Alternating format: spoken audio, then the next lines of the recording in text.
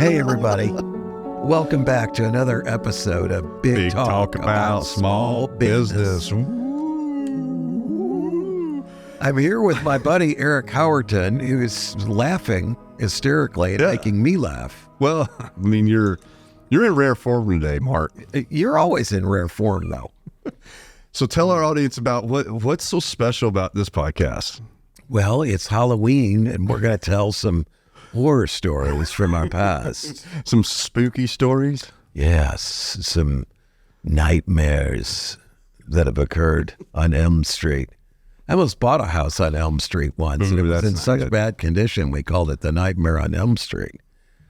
But anyway. So you have a horror story about do you have one about your housing days, like when you used to do your we were talking earlier, and we had to cut it off because Parker thought this would be a good story to tell. But no, I could tell you, like I could sit here for the next 12 hours and tell you horror stories about building. Yeah. But this one was, you'll appreciate this, okay? So I had this house at 413 North Willow that I bought, and this is in the historic district. Right. Or as some people call it, the hysterical district in Fayetteville. And so anyway, you have to know this house, all right? Yeah. It sits in a row of houses where this is the historic district. The first house on the corner is like a 1960, really not beautiful, orange duplex ranch, all right? With not a single shrub. So terrible. Not a single shrub in the yard, all right? So you have to know this house, okay? Late 1800s. Yeah. Aluminum siding put on it circa 1960 in very bad shape, with mill finish aluminum windows, where they reduced the ceiling height and and put shorter windows in and then sided aluminum siding over the holes. I mean, it's just a classic. Anyway, the back apartment had a fire in it at one time and was abandoned or unlivable. And there was this squatter back there with a set of drums. I mean, have you ever heard of anything like that? I mean, a squatter carrying drums around? I mean, it's kind of bulky, Yeah. You got like a whole full set of drums? Full set of drums. Anyway, we got, the seller got that dude out of there by the time we closed on it. So we're working on the house. We tear all the aluminum siding off and tear the windows out of it. Basically just completely gut this thing down to its basic structure, Mm-hmm. And this woman, one day I'm outside, she comes running down the street, Mark. And I'm like, yeah? And she says, you're not going to put cedar shingles on that house and green trim, are you? Like you do for your other ones? Well, that was your style. Yeah. I've done a few of them like that. Yeah. I mean, I don't do the same thing every time, but I will admit I like cedar shingles. It looks good. But anyway, I said, well, why do you ask? She goes, well, that's not right. You see those houses there? They're all white. And that's the way they're supposed to be.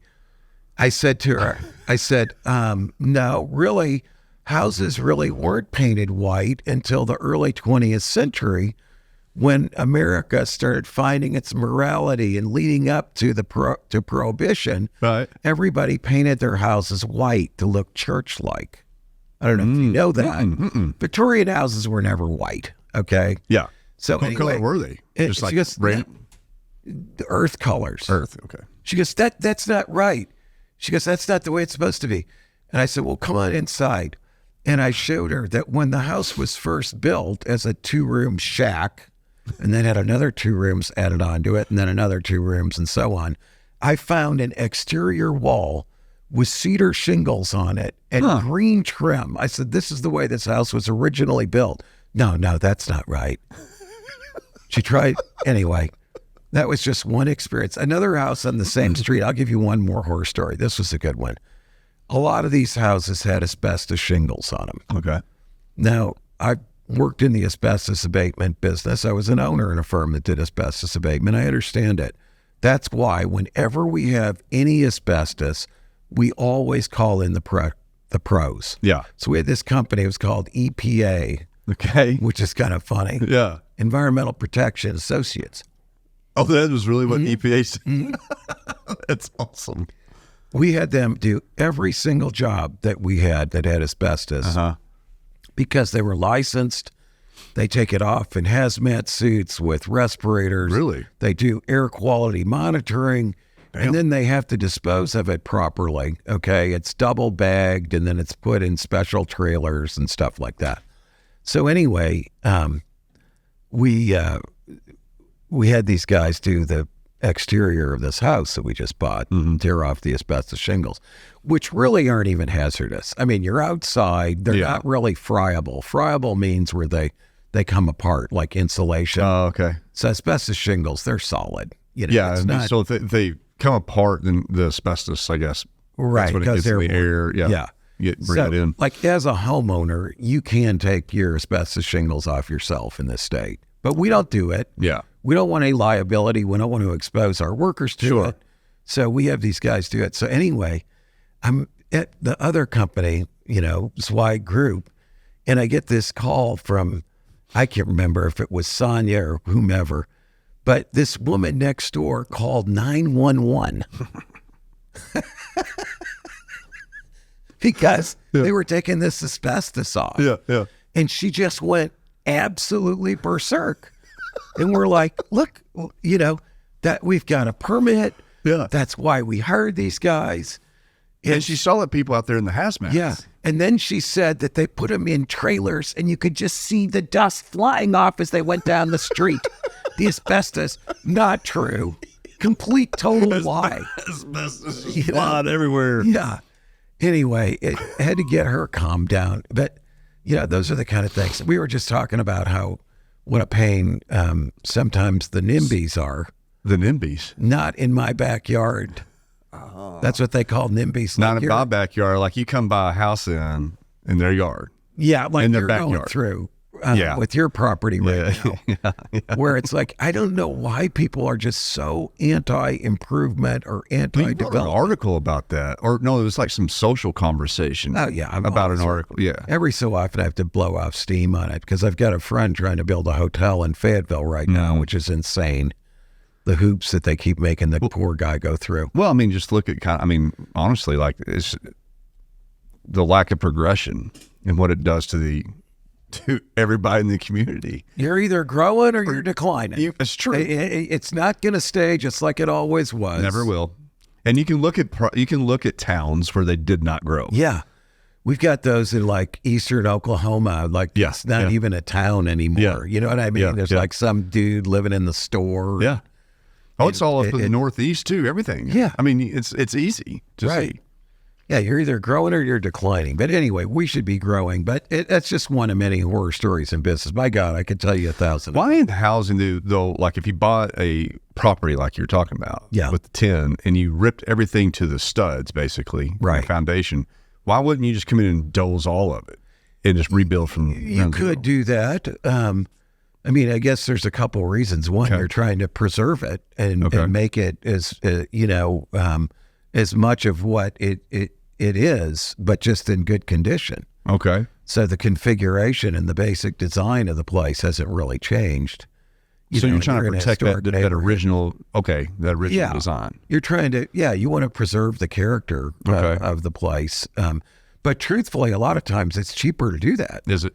To just demo, or not to completely demo, just demo the whole thing. Oh, it is. Yeah, okay. That's cheaper because if you think about it, you just come in and 2 days it's gone and it's hauled away. Okay, when you have to dismantle a house, it takes a lot of time before you can go back to build. You have to dismantle. Yeah, and so it takes a lot, but you can still preserve some elements like the wood floors. In this case, and we pieced those back together. And did you take the floors off and then put them back? No, most of the time you leave them there. You just piece in new wood, and then you come back and you sand all of it with professional floor finishers.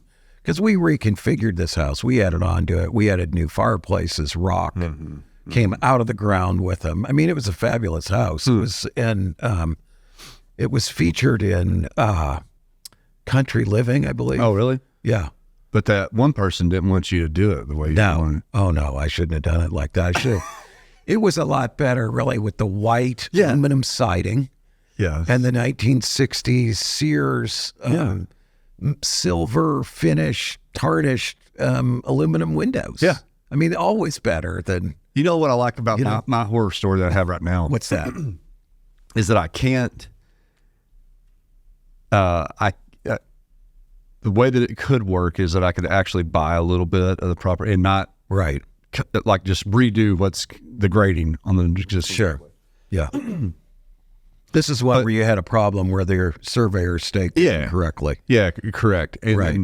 And so, but the neighbor was already expressive about how we might have cut down some trees, in which we didn't. It was actually all just tornado down trees. It was a disaster. Right. You're just going in. By the time you clean it up, there's nothing that's any good. I've had that. Oh yeah, before. totally. It was just, it was all these oak trees were down. And anyway, right. but I've had so that. because she's been kind of concerned about the trees, but the reality is now because I'm moving my driveway 30 feet the other way, you get to cut more trees. I have to cut down good trees. Yeah. But she didn't want any of the trees cut. It's like, you can't win, buddy. You can't win, man. You cannot win. I mean, building stuff is extremely difficult.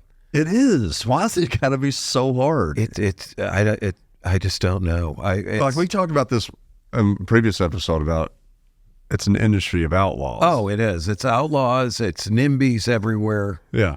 And it's city council people who are anti-development.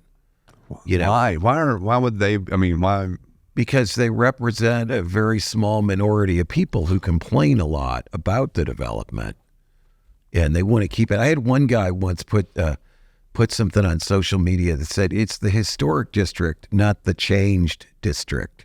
Of course, he lives in a rental house, which I tried to buy after that, but I was unable to get a deal done on it. But anyway, because I'd like to see him out because he's a slob, and I lived in that neighborhood.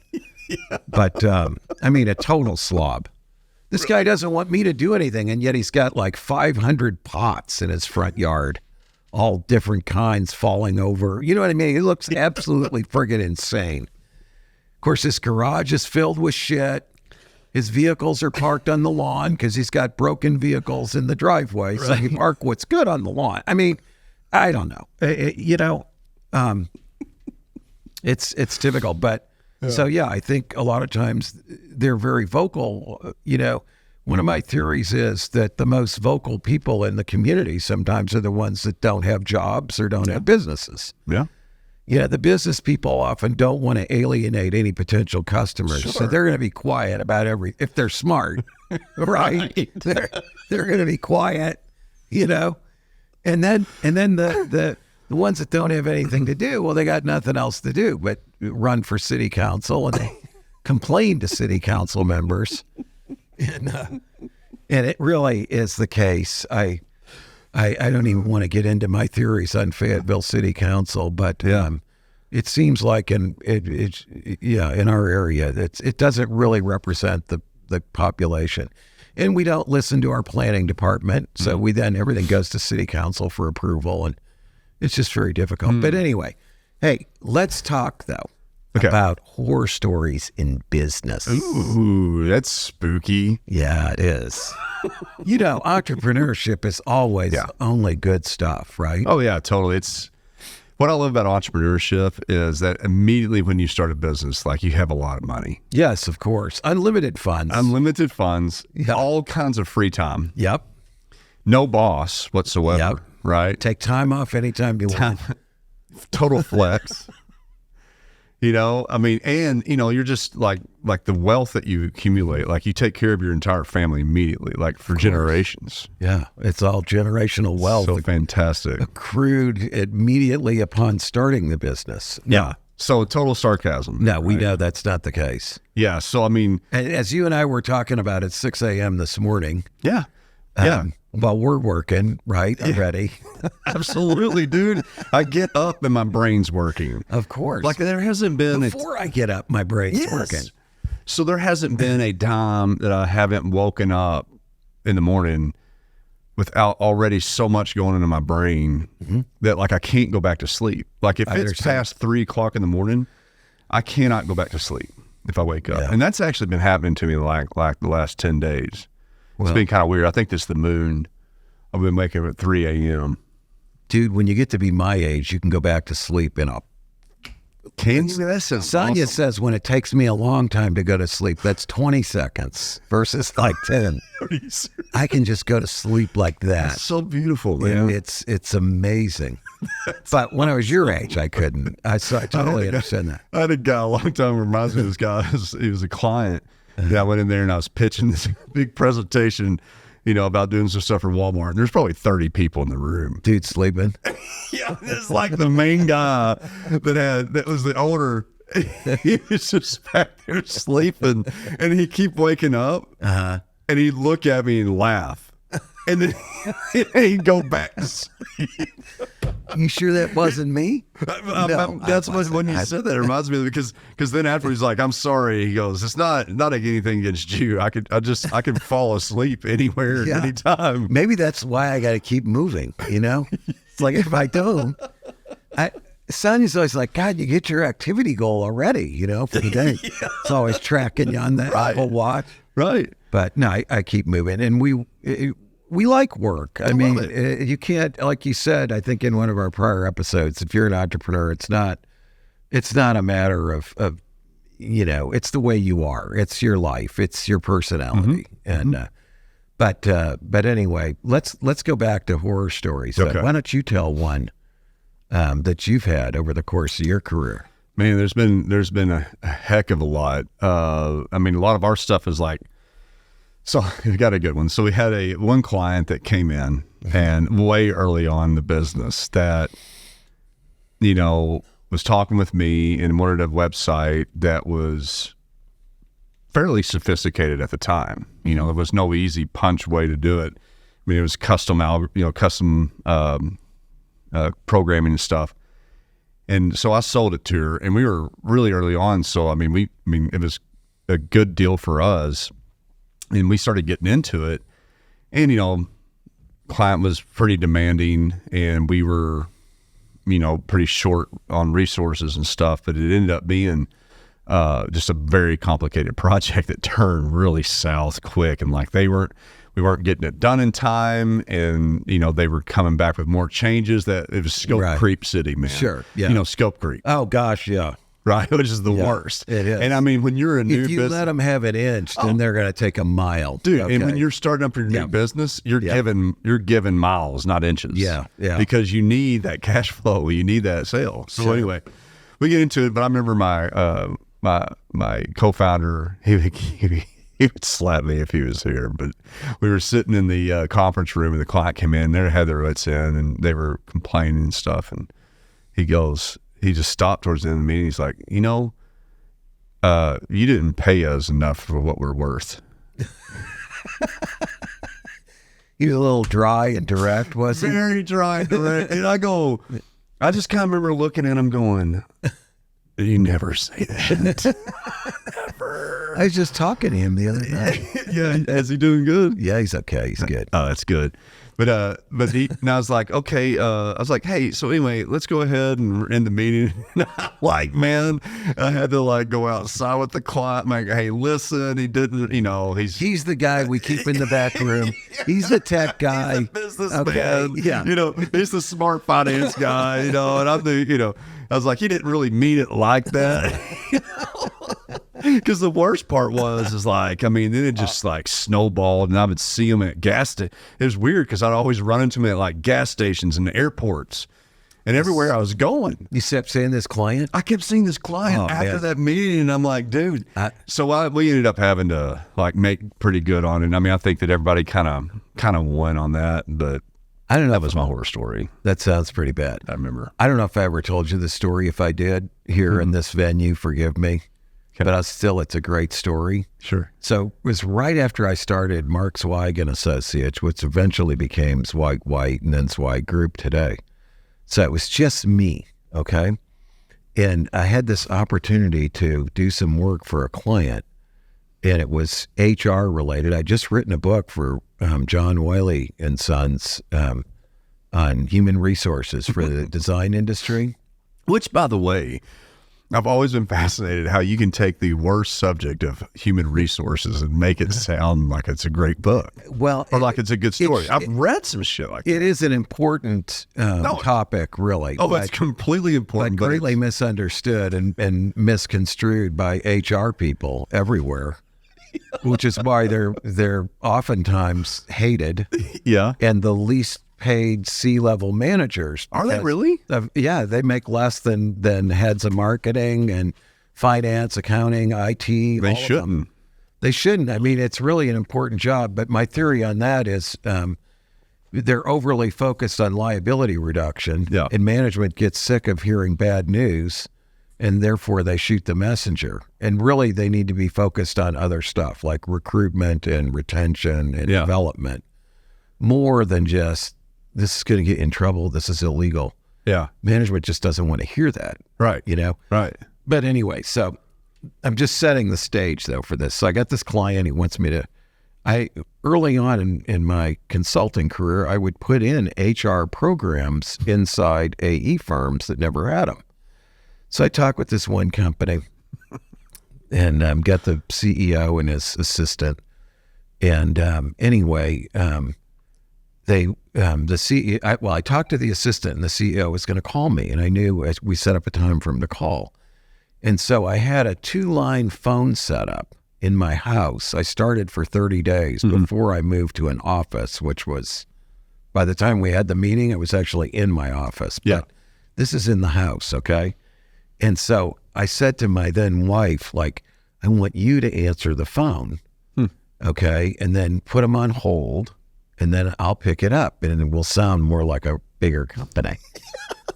And so she answers it, and she puts him on hold, she thinks, but she cuts him off. I'm like, oh, shit. So, so she does it. So the guy calls again.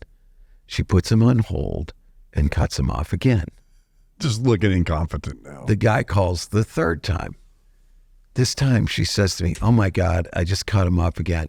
I'm like, Jesus, blah, blah, blah, Sue, I can't believe it. Turns out she hadn't cut him off. He was still on the line. Okay.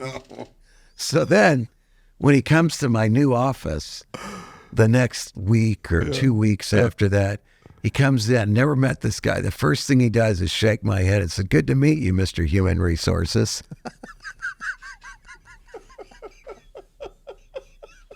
So embarrassing. Because obviously my management feedback approach was not solid. It's terrible. Okay. It's terrible. But she did cut him off for the third time. I mean, yeah, that's pretty bad. It wasn't that hard to do. I mean, no. Line's there, hit the hold button, now it flashes, okay? Don't do anything else. Just stop. It just wouldn't work out. Just stop right there. You can set the phone down on the table. It doesn't matter. They can't hear you. Everything would be fine. So I got a good one. Anyway. I got a good one. What's doing a photo shoot back in the day for one of our biggest clients, and I basically set up I used to do photography back in the day, commercial type stuff. Yeah, you're good at it. I know. That's all right. Outdoor photography, commercial stuff. But anyway, so I was trying to blend the commercial with the outdoor together for this catalog that I was doing. And so I had this vision of like setting a dining room table up scene in the woods or something, in the creek, in the river. Okay, yeah, I can see where this is going wrong. It's so bad. So, all right, I got this vision of this. So you get your dining room table out of your house. Oh, right? Even worse, dude. It's so bad. You borrow your mom's dining room table. Even worse, bro. Like, this might get me into some trouble, but hopefully I go to Lowe's. And I'm like, I buy me an outdoor patio set, a really nice one. It's probably $750. Okay, like one of those cast aluminum ones or something, or like just one of the nice. It had like the aluminum, but the glass table with high back chairs. I mean, it was a good $700. Sure, 2 chairs. This is 25 years ago, I assume, right? 20 years ago. It's crazy, but yeah, it's back in 08 or something like that. 06. So anyway, I go buy it at Lowe's, put it in my truck, drive all the way out to Devil's Den down the road, right? And I get everybody there. It's a long haul, yeah. It's a long haul. And I just bought it. And we set up the scene, took the picture and everything. Like, I had taken this table, right? in the chairs, and like I put it in the river, and like had twisted it into the gravel. So when get pulled away, and then I did the same for the chairs, completely submerged into the water. And then I had my models get in there, and they act like they're having dinner, and I had this lamp because it's all about a lighting company, and I had that plugged in and stretched over. Oh my God. This is really getting to be a bad idea. Did you put a toaster over there on the shoreline? Plugged in too? What? Dried her hair. So I had some out of that. Oh my God. Yeah, dude, it was pretty sketchy, but I had it like hanging up, and I mean, it was a little sketchy. So I get it done, and of course I'm a young entrepreneur, didn't have any money. So what was I naturally going to do with that patio? You were going to take it back to Lowe's. Take it back to Lowe's. Get my money back, right? So my wife didn't like it after all. I'm sorry. That's exactly what I was going to say. And what I did say. However, here's the worst part about it. So I go all the way back home from Devil's Den, 30-minute drive, have the patio furniture in there. It's still kind of airing out. And I like dropped some stuff off of my house, and I was driving back down to Lowe's, going down that service road, and I was totally doing 55. And a chair goes flying out. I just hear this clanking going on in my truck. I look back, and I see both of those chairs bouncing 10 feet up in the air, just slide. And I'm like, oh my God. You're not taking that back now, are you? That's what I thought, but I was like, something stopped me. I mean, dude, I went and picked them up. They were bent up, like they were like a brown, had a brown paint on them, but now they're all silver from all the paint being dragged off. And I put them back in my truck, and I'm like, I can't afford to pay. Now I got $750 worth of bad chairs. Like I can't even afford. So I was like, man, I don't know, man. Let me go give this a shot. And I went in and talked to the manager. And I'm like, hey, man, listen, my wife didn't like these. And I was on my way to bring them back, and they fell out of the truck. He goes, don't worry about it. I was like, man, I'll pay for it. He's like, don't worry about it. We'll get rid of them. Wow. That was nice. It was really nice. That was a beautiful story, not a horror story. No, but I mean, the horror story. Yeah. Well, the horror part too, though, was like all the bad stuff that happened. And I guess that's kind of the story here, right? Yeah. Bad things happen, but it can turn out all right. It's true. Sometimes they lead to good moral things. Of it. Sometimes that was one of my better situations there. So yeah, there's been a bunch of them. So I'll tell you one, and again, I almost hesitate to tell this story. Oh shit.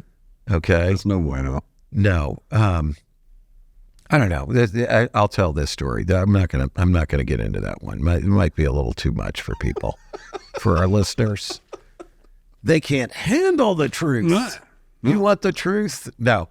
I've had some interesting stories of people that I worked with in my company. One time we had this guy who was kind of a hotshot young guy, and but I had some issues. I'd heard stories of other people who traveled with him, and he was one of these guys who would get incredibly drunk, okay, and then just do stupid stuff break things, throw things, whatever, which was very disturbing. I had to have a talk with him about that. But in any case, he was a high performer. I mean, he billed a lot. He was successful in what he did.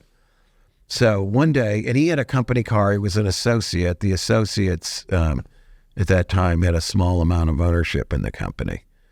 And he comes to me one day, and my head of management consulting, and says, "Good news! I got great news for you guys." I'm like, "What's that?" He goes, "I've just accepted a job with another company to compete with Swag Group, heading up their Is he announcing this? Yeah, he's telling me and his boss, okay? And you're the owner of the Swag Group. And I'm like, "Good news?" I go, That's not good news. Yeah. That's horrible news. That's terrible news. He goes, "Yeah, but I'm really excited. I thought you'd be happy for me."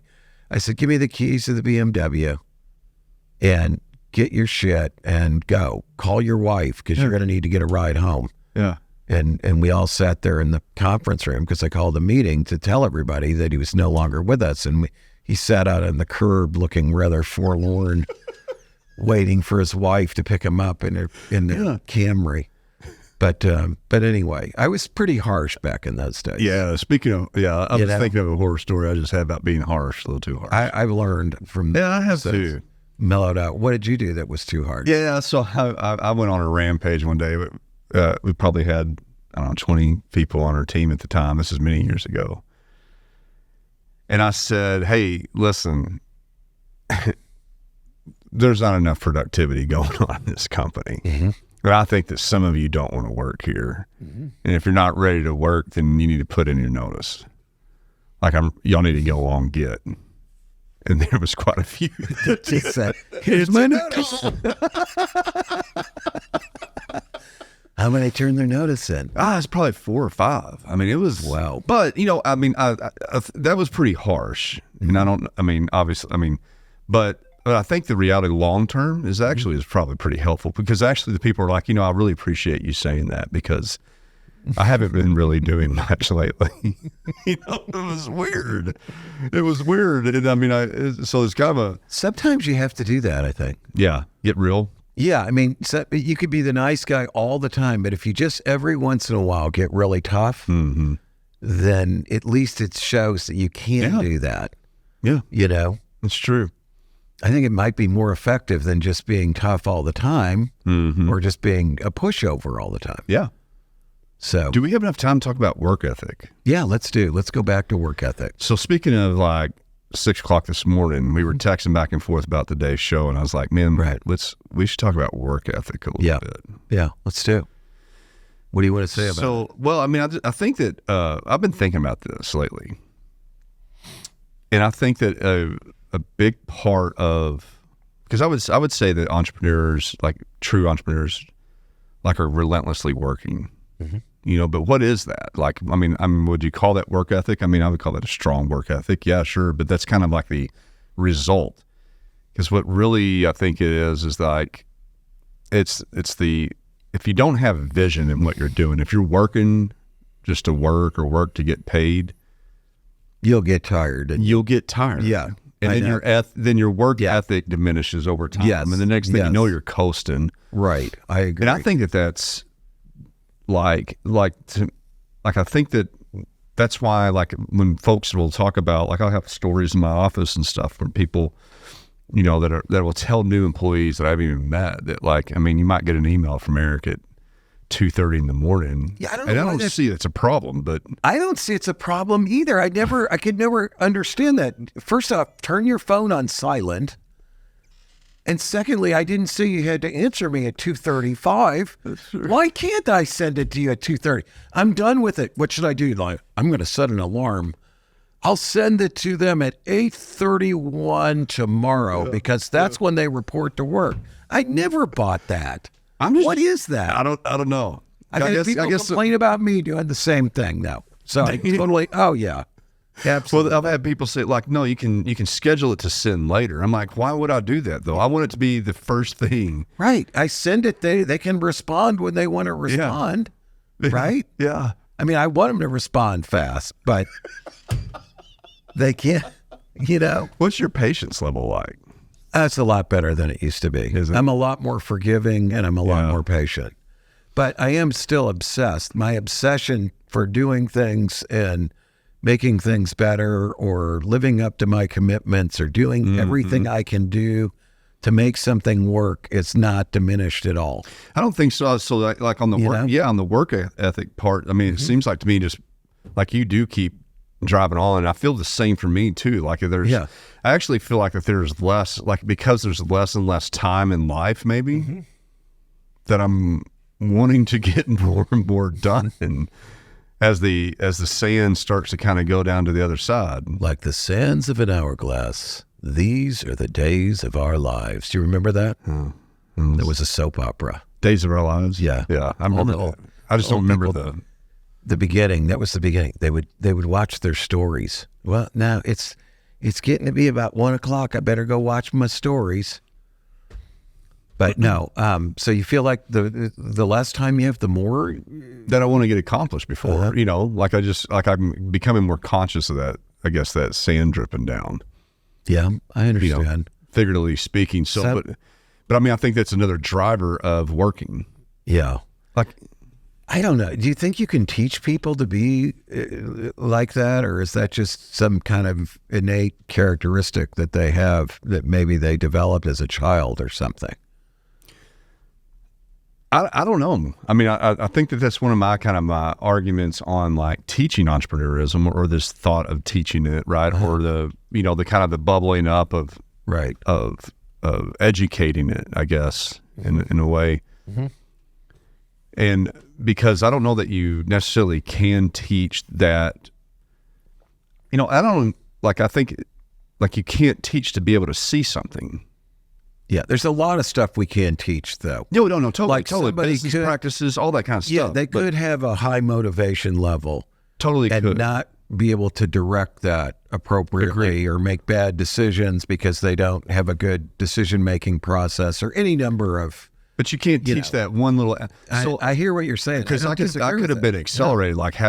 Yeah. Like because back when I was going through school, they didn't have entrepreneurism. Oh, I didn't even know what the hell the word meant. Wasn't even talked about. Well, we didn't have entrepreneurship. We started out with small business. Yeah. And then it morphed into entrepreneurship and a lot more. Yeah. Okay. But that aspect of being able to visualize something. Yeah. Which then drives because here's the deal. If you're starting up a small business, your work ethic has to be impeccable. Yeah. Like you cannot not work a lot. Like I used to have a saying in my office: work harder, work faster, work smarter, work longer. Yeah, I mean that's basically the answer to all your problems. People would say work harder, or work smarter, not harder. I'm like, how about work smarter and work harder? Both. Okay. What could you imagine? What could you get done then? I mean, the whole world is all yours. Work smarter and work harder. Yeah, I totally get that. Yeah. They're not mutually exclusive. No, and that's a strong work ethic if you're working harder, smarter, faster, and longer. I know. I understand. Well, I think it's a requirement. I mean, honestly, it's a requirement. Your work ethic that's a requirement for you to be successful in business. I think it is, but I've been a student of human behavior, as a management consultant. Well, at starting selling bicycles at age 12. At a shop. I actually started younger than that. I was probably 8 or 9 when I sold my first bikes. I had to study behavior just to be able to sell stuff to see like what kind of reaction I was getting. But as I went through my career, it's really, I want to say only lately that I have really come to what I think is a pivotal issue for a lot of businesses, small businesses, and the people who work there. And you know what that is? What's that? Raising their individual and collective expectations. If they, you said it, you got to be, you said something about visualizing it a moment ago. I don't remember the exact words you used, but it's like, you're going to work hard if you think that it's taking you somewhere, if it can pay off, if it can work out. But if you're very cynical, you're suspect of everything, or you're pessimistic, scared, or you're just have such low expectations. Like, no, well, I paid my $500 rent this month, and I made the payment on my 2005 Monte Carlo out there with 800,000 miles on it or whatever. I'm happy with it. It's running good now. The old Monte Carlo's running good now. If that makes you happy, then there's nothing that we're going to be able to do to motivate you to work harder. That's right. Okay. You're saying I want to get here. Yes. Like you have a goal. Yeah, and it may not be necessarily financial. It's accomplishment. Yes, it's honor. An accomplishment. Exactly. Honor. If you can't honor. Yeah. If you don't have that, then there's no way that you're going to work as hard, long, fast, and smart to get to whatever you're trying to. It's your desire, your accomplishment. Exactly. Up there. Exactly. And so. And you can't teach that. I don't know teaching it may not be the right word. You can't teach it, but is it possible to raise that expectation for what's possible? Right. I think it is. I mean, okay. I think there's several ways you can do that. I mean, you as the owner, head of the business, you've got to be selling constantly. Yep. You got to be selling everybody. It's a constant effort. Yep. This is what we can do. This is where we are now, but we could be here. And what that means, that has got to be one of your primary jobs. Yep. Will everyone respond to that? No. It's called campaigning. Okay, campaigning. It's great. Well, you know as well as I do, not everyone's going to respond to that. Right. But there may be some people out there that it wakes up. Mm-hmm. I have seen people sort of wake up out of their slumber and come alive and get excited about something because they hadn't really thought about what was possible to achieve. Okay? Yeah. It doesn't happen all the time. But, you and I both know you don't always need a whole lot of those people either. No, you need don't. some, though. And then they're like infectious. Yes. They may infect somebody else, just like the negativity and the can't do it and the depression is also contagious. No, but I do think you can, that's a really big challenge. If we want people to work harder, they've got to feel like there's something in it for them. I think there's a lot of elements, shared business planning, open book management, potential that allows ownership. people to see some goals, some expectations for themselves that they can achieve things. Right. I do think you've got to give some opportunities to people. But wouldn't you say like the entrepreneur, though, has to be able to find that in themselves? Oh, gosh, yeah. Like you have to. If you don't, you're not going to make it. No mentoring is going to do that for you. No coaching is going to do that for you. Okay? That comes from within. That must be what I'm thinking of when I'm seeing where I'm feeling like it can't be taught in a way, right? Because you can't do that. And that's what drives the relentless work ethic. Yes. Wouldn't you say? Wouldn't you agree with that? Well, I do. It absolutely does. The problem, though, as we all know as entrepreneurs, is how do you multiply yourself? How do you get other people to do that? Okay? Because there's only so much we can do. Do you have an answer to that? Because it drives me insane. That's been one of my biggest challenges and still is today. It's always a challenge. It's a challenge for me. But again, for me, the way I look at it is it comes down to raising the expectations and sense of possibility for everybody. So I'm going to have to constantly be painting the picture of where we could go. Yeah. I've got to constantly provide people with information so they don't feel like they're cut off. I don't want to do anything that turns off somebody. Okay. So it's not, what you're saying is not just about raising expectations, but also preventing expectations being lowered. Exactly. And just demotivating. A few key people make a large difference in any organization. They set the pace, they set the expectation. But, I wrote an article about this recently that I do think that after watching Suits, 9 seasons, we just finished it last night. Yeah. Brought tears to my eyes. Did it really? Yeah, really. Did you get into that one? I loved that show. But when people could say, attorneys tell me it's not realistic, whatever. The show is based on these New York attorneys who are partners in a firm. Mm-hmm. They got a million problems. They're fighting with each other. There's constant attacks on the firm. But one thing is a fact. They all work incredibly hard and they make huge money. Okay? Yeah. Now, a lot of businesses don't really offer that opportunity to people. And there's a lot of reasons for that. Sometimes it's the nature of the business. I mean, New York attorneys or partners can charge $2,000 an hour. Yeah. You know what I mean? Yeah. I can't necessarily get that to build a website, right? Right. I mean, right. Not when there's somebody in India is doing it for $3 an hour or whatever. So there are some differences in industries that you can't get away from. Some are inherently more lucrative than others. But the point I was trying to make is that in that kind of environment, they could really give some great opportunities to the people who are the ones that absolutely friggin' kill themselves. Now, the industry I come out of, out there on the architecture and engineering side, those companies don't really offer that. I mean, I'll be honest. It's a very, very, very rare company that says, let's say it's you and you want to work 16 hours a day and you go, I'm going to be a partner in this firm. Come hell or high water, I will be here. The first to come in, the last to go. I'll be here on the weekend. I'll kill myself, okay, for the next 10 years to get there.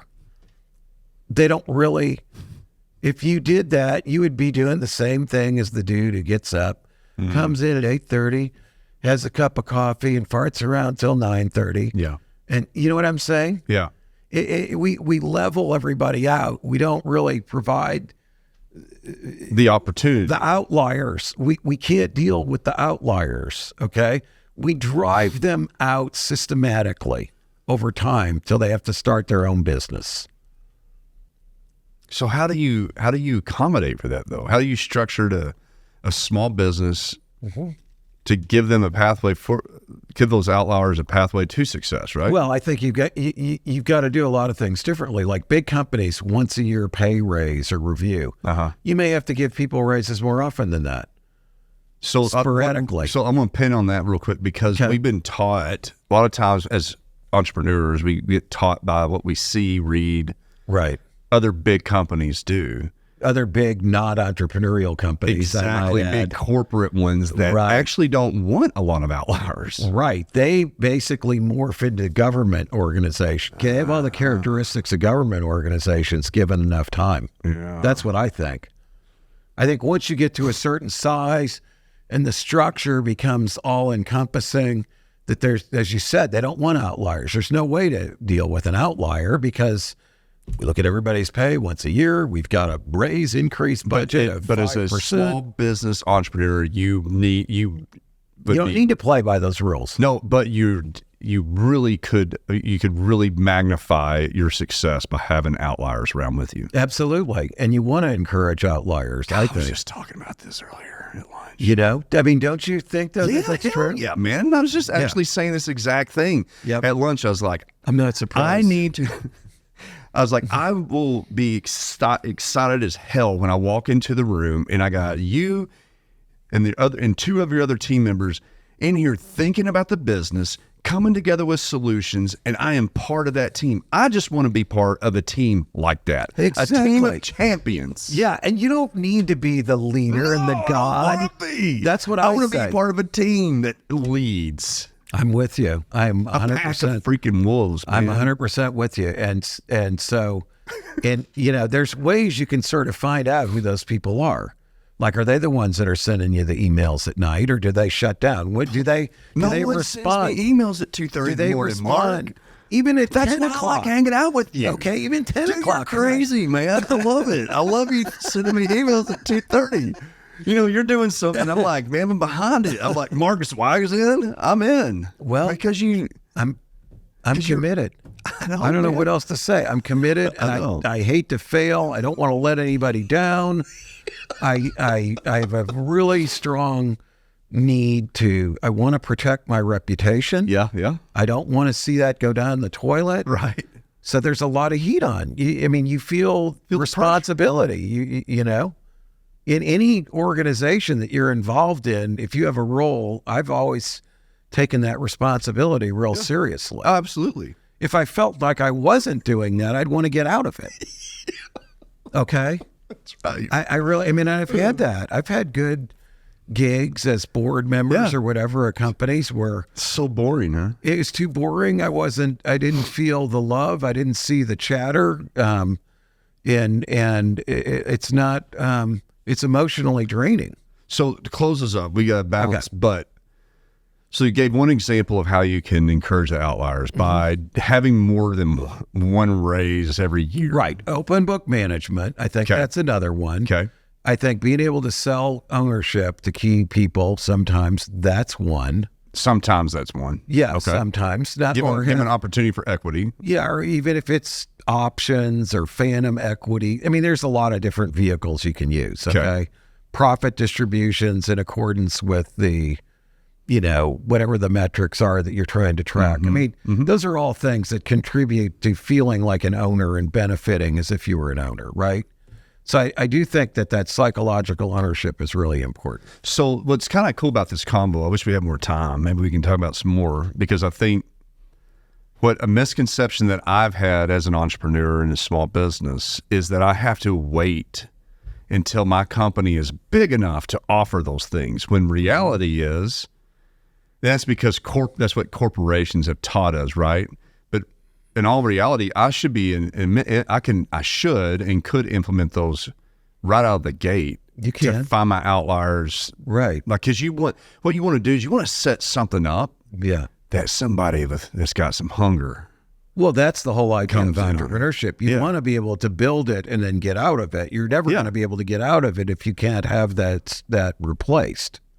Whatever you bring to it. Right. It's got to be, whether it's one person or 5 people, somebody, the stuff that you bring to the equation has got to be replaced by other people. If you're irreplaceable, there's no value in the business. Man, you taught me that a long time ago, and I've been successful at doing that. You have. You've been very successable at it. Far better than I was. Well, no, I mean, just like even right now on the, where I'm, like I've got somebody that, like, I'm openly like supporting the replacement. Yeah. In risk of that, where I might come across as replaceable. Right. But I think that's important for the company. It's important for me. Yeah. I mean, you know what I'm saying? But at the same time, I know what value I bring. Like the reality to it is that, and I've told the folks there, because I mean, like, this is the first time I've been employed in a long time. Right. Probably since the last time you worked at Zweig White. Right. Like, was 12 years ago or whatever.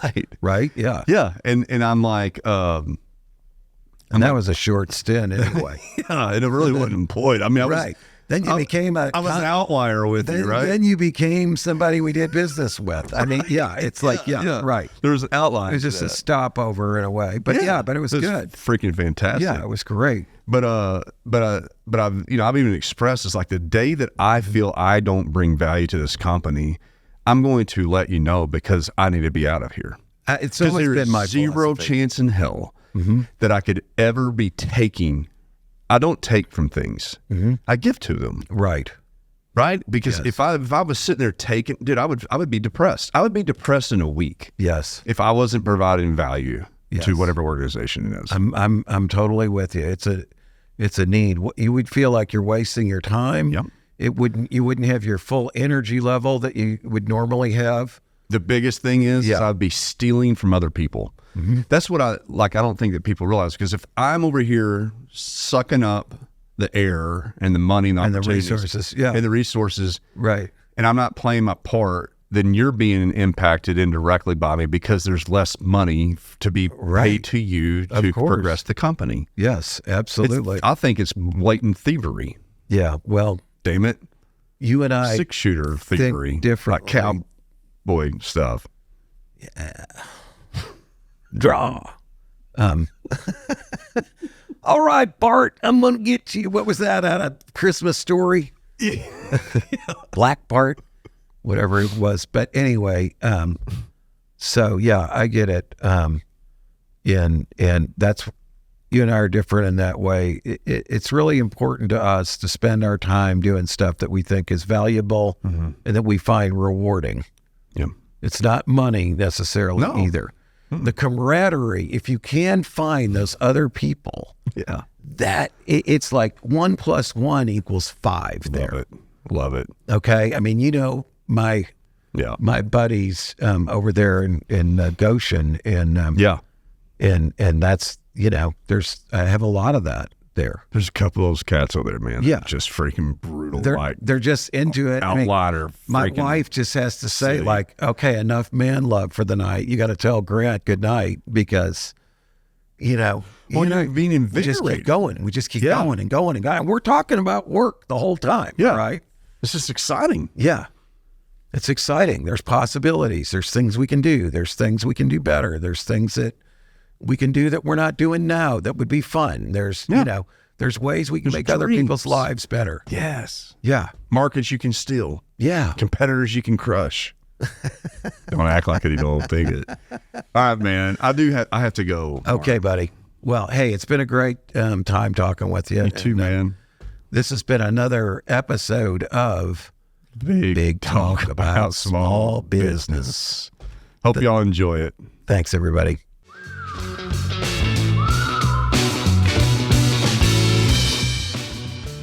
Thanks for tuning into this episode of Big Talk about Small Business. If you have any questions or ideas for upcoming shows, be sure to head over to our website, www.bigtalkaboutsmallbusiness.com, and click on the Ask the Host button for the chance to have your questions answered on the show. Stay connected with us on LinkedIn at Big Talk About Small Business. And be sure to head over to our website to read articles, browse episodes, and ask questions about upcoming shows.